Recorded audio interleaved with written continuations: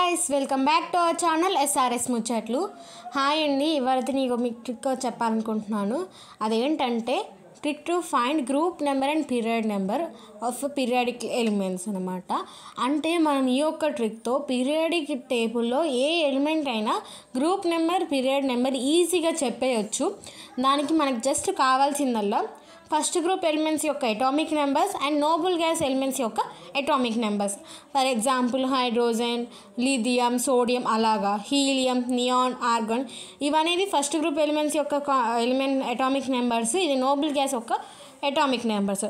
వీటితో జస్ట్ మనం ఈ రెండు గ్రూప్స్ యొక్క అటామిక్ నెంబర్స్ పీరియాడిక్ టేబుల్లో ఏ నెంబర్కైనా ఎటువంటి ఎలిమెంట్కైనా మనం పీరియడ్ నెంబర్ గ్రూప్ నెంబర్ అయితే చెప్పేయచ్చు. ఫర్ ఎగ్జాంపుల్ మనం మెగ్నీషియంని తీసుకుంటే మెగ్నీషియం అటామిక్ నెంబర్ 12.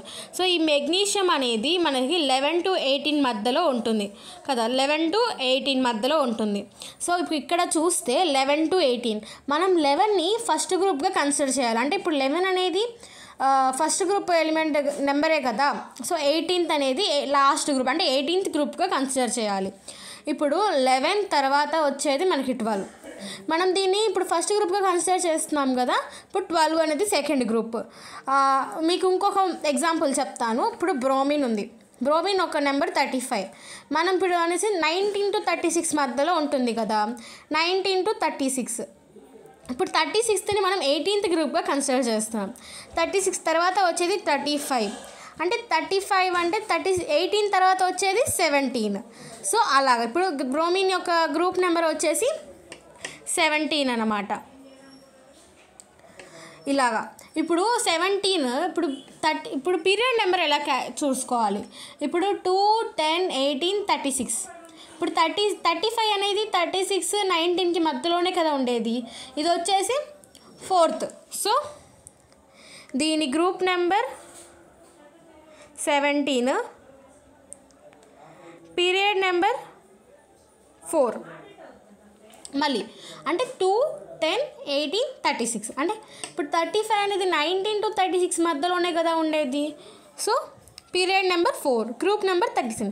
ఇప్పుడు అదే మెగ్నీషియం విషయంలోకి వస్తే మెగ్నీషియం 12. అంటే ఇప్పుడు 12 అనేది ఏంటి, 11, 12 అంటే 11 to 18 మధ్యలోనే కదా ఉండేది.